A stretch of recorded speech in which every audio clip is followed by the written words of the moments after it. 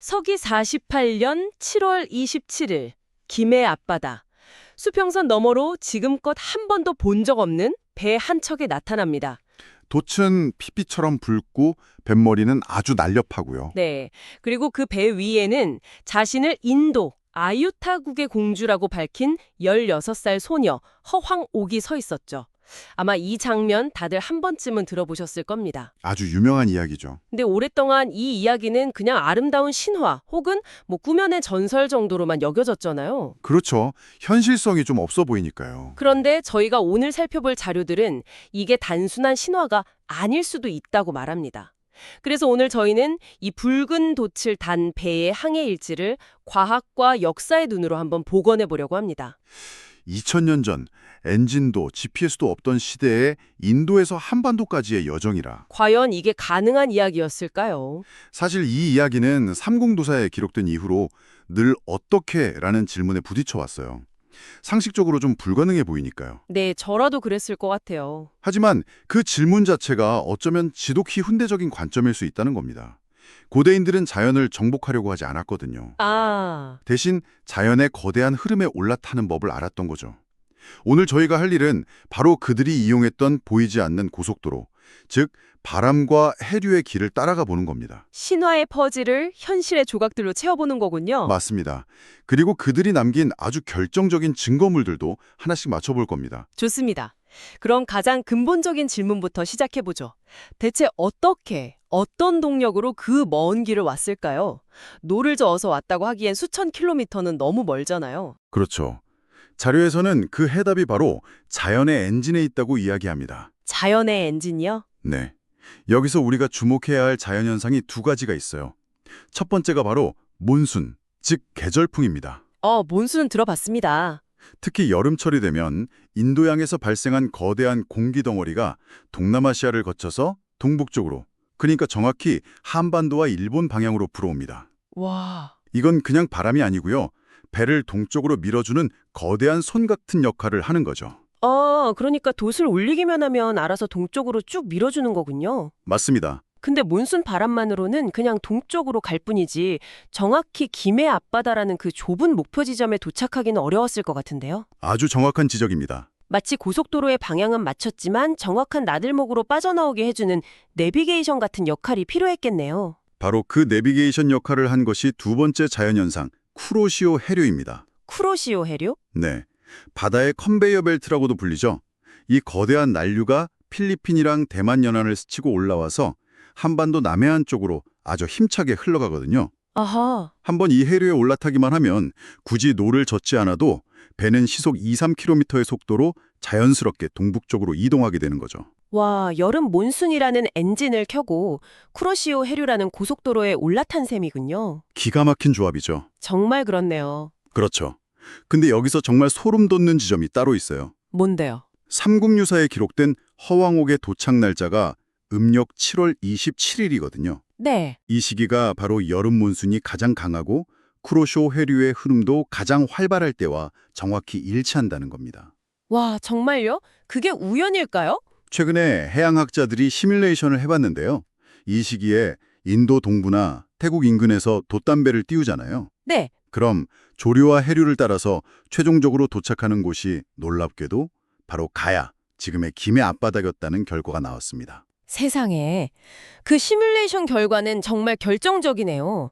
그 말은 허왕옥 일행이 단지 운이 좋았던 게 아니라 그렇죠. 여름 몬순이 절정에 달하는 7월 말에 도착하려면 언제쯤 출발해야 한다. 이걸 이미 정확히 알고 있었다는 뜻이잖아요. 맞습니다. 이건 수세대에 걸쳐서 항해 데이터가 축적된 전문 해양 집단이었다는 강력한 증거가 되는 거죠. 우연한 표류가 아니라 철저히 계획된 항해였다. 바로 그겁니다. 자, 이제 항해 자체는 과학적으로 충분히 가능했다는 점이 증명됐습니다. 하지만 이건 어디까지나 그럴 수 있었다는 가능성이잖아요. 네, 그렇죠. 아마 청취자분들 중에서는 그래도 그건 추론일 뿐 그들이 정말 왔다는 물증이 없지 않느냐고 생각하실 수도 있거든요. 당연히 그런 질문이 나올 수 있습니다. 그런데 자료를 보면 허왕옥이 바로 그 물증을 배에 싣고 왔다고 나옵니다. 네, 바로 파사석탑입니다. 현재 김해 수로왕비릉에 있는 이 탑인데요. 아, 그 돌탑이요? 네, 겉보기엔 그냥 투박한 돌무더기처럼 보이지만 사실 이 신화를 역사로 바꾸는 가장 강력한 물리적 증거라고 할 수 있습니다. 지질학이라는 현미경으로 들여다보면 이 돌멩이들이 엄청난 이야기를 들려준다고요? 그렇습니다. 돌의 성분 자체가 한반도의 것과 완전히 달라요. 어떻게 다른가요? 우리나라 돌은 대부분 아시다시피 회색빛 화강암이 주름 이루잖아요. 네, 그렇죠. 그런데 이 파사석탑은 특이하게 붉은빛이 감도는 적색 사암으로 이루어져 있어요. 적색사하며. 네, 대한지질학회에서 성분을 분석해본 결과 이 돌의 구성 광물이나 미세 구조가 한반도에서는 발견되지 않는 인도나 태국 같은 동남아시아 지역의 암석 성분과 정확히 일치한다는 결론을 내렸습니다. 와... 그 말은즉 이 돌은 한국 출신이 아닌 명백한 외부에서 온 돌이라는 거네요. 네, 바로 그겁니다. 아니 그렇다면 더 이상해지는데요? 그 머나먼 길을 오면서 금은 보화도 아니고 왜 하필 이렇게 무겁고 부피만 차지하는 돌덩이를 싣고 온 걸까요? 아주 좋은 질문입니다. 종교적인 의미가 있었다고 해도 너무 비효율적인 것 아닌가요? 바로 그 비효율성에 이 항해의 비밀이 숨어 있습니다. 자료에서는 이 돌이 종교적 상징물 이전에 거친 대양을 건너기 위한 핵심적인 항해 장비였다고 분석합니다. 항해 장비요? 돌이요? 네, 바로 평형석이죠. 아, 평형석. 배의 균형을 잡는 돌 말씀이시죠? 맞습니다. 목선, 특히 돛단배는 무게중심이 위쪽에 있어서 큰 파도를 만나면 쉽게 뒤집어질 수 있거든요. 네네. 그래서 배 밑바닥에 무거운 돌이나 짐을 실어서 무게중심을 아래로 낮춰 안정성을 확보해야만 했죠. 아, 그래서 그 돌을 싣고 왔구나. 네. 허황옥 일행은 목적지에 도착한 후에 더 이상 필요 없어진 이 평형석을 그냥 버리지 않고 자신들의 신앙과 결합해서 탑으로 쌓아 올린 겁니다. 와, 이 돌이 바로 그들의 여정을 증명하는 살아있는 화석이네요. 그렇죠. 자료의 표현을 빌리자면 이렇습니다. 돌이 배를 타고 왔다면 사람도 배를 타고 온 것이다. 그 말이 정말 와닿네요. 평형석이라는 항해의 도구가 신앙의 상징물로 변모했다. 정말 강력한 증거입니다. 그렇죠. 외부에서 온 돌이 있다는 건 그 자체로 거부할 수 없는 사실이니까요. 자, 그럼 이런 물리적 증거 말고 그들이 남긴 문화적인 흔적, 일종의 명함 같은 것도 자료에 나와 있나요? 물론입니다. 김해 수로왕릉 정문에 가면 아주 기이한 문양을 발견할 수 있어요. 어떤 문양인데요? 두 마리의 물고기가 서로 마주보고 있는 쌍어문인데요. 사실 이 물고기 문양은 우리나라 전통 건축에서는 거의 찾아보기 힘든 굉장히 이질적인 문양입니다. 듣고 보니 그렇네요. 보통 궁궐이나 사찰에서 용이나 봉황은 많이 봤어도 저렇게 사실적인 물고기 두 마리가 문을 지키는 건 본 기억이 없는 것 같아요. 그렇죠. 그런데 이 문양의 기원을 추적하면 정말 소름 돋는 사실과 마주하게 됩니다. 어떤 사실인데요? 허황옥의 고향으로 지목되는 인도 중북부의 고대 도시 아유디어. 네, 아유디어. 바로 그 지역의 옛 사원 유적이나 박물관 소장품, 심지어 오늘날 그 지역이 속한 우타르 프라데시 주의 공식 문장이 바로 이 쌍어문입니다. 잠깐만요. 그냥 비슷한 게 아니라 그 지역의 공식 문장이랑 똑같다는 말씀이세요? 네, 똑같습니다. 이건 뭐 우연의 일치라고 보기엔 확률적으로 불가능한 수준 아닌가요? 불가능하죠? 마치 미국 백악관 정문에서 뜬금없이 태극 문양이 발견된 것과 같은 상황이잖아요. 바로 그 정도의 충격이죠. 이건 허황옥 집단이 자신들의 정체성을 낯선 땅 김해에 남긴 확실한 아이디 카드와도 같은 겁니다. 아이디 카드라. 한번 상상해 보세요. 북방 기마민족의 후예인 김수로왕의 무덤 정문을 남방 해양민족의 상징인 물고기가 지키고 있는 모습. 와... 이보다 더 강력한 문화 융합의 상징이 있을까요? 이건 가야가 단일민족 국가가 아니라 북방과 남방의 문화가 만나 폭발적인 시너지를 낸 코스모폴리탄적인 나라였음을 보여주는 결정적 증거입니다. 알겠습니다. 이제 퍼즐 조각이 거의 다 맞춰진 것 같네요. 항해는 과학적으로 가능했고 파사석탑이라는 물리적 증거, 쌍어문이라는 문화적 증거까지. 네. 그럼 이제 마지막이자 가장 중요한 질문이 남았네요. 바로 왜입니다. 북방의 철의 제왕 김수로는 왜 이 낯선 이방의 여인과 그녀의 집단을 왕비로 맞이했을까요? 정말 삼국유사의 기록처럼 하늘의 명을 받은 운명적인 로맨스였을까요? 아니면 그 이면에 더 현실적인 이유가 있었을까요? 역사는 동화가 아니죠.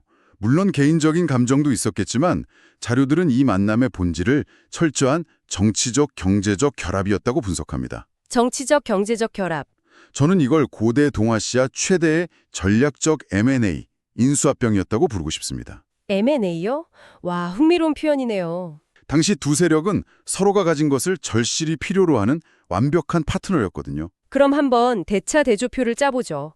먼저 김수로 세력이 가진 것과 부족했던 것은 무엇이었나요? 김수로에게는요, 강력한 하드웨어가 있었습니다. 하드웨어. 바로 변환 지역의 풍부한 철과 그것을 다루는 제철 기술, 그리고 강력한 군사력이었죠. 아, 철. 하지만 치명적인 약점이 있었어요. 이 좋은 철을 만들어도 내다팔 바닷길, 즉 해상 무역 네트워크가 없었어요. 아, 유통망이 없었군요. 네. 그리고 늘어나는 인구를 먹여 살릴 선진 농업 기술 같은 소프트웨어도 부족했죠. 한마디로 훌륭한 제품 만드는 공장은 있는데 유통망과 경영 노하우가 없는 상태였던 겁니다. 그렇군요. 그럼 반대로 허황옥 집단은 어떤 패를 들고 있었나요?